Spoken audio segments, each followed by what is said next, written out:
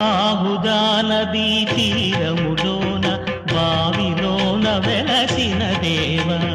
మహిలో జనులకు మహిమలు చాటి ఇహ పరముల నిడు మహానుభావ ఇష్టమైనది వదిలిన నీకడ ఇష్ట కామ్యములు తీర్చే గణపతి పురియుచు వరములను సగుచు నిరతము పెరిగే మహాకృతి సకల చరాచర ప్రపంచమే సన్నుతి చేసే విఘ్నపతి నీ గుడిలో చేసే సత్య ప్రమాణం ధర్మదేవతకు నిలుపును ప్రాణం విజయ కారణం విఘ్న నాశనం కాని పాకమున దర్శనం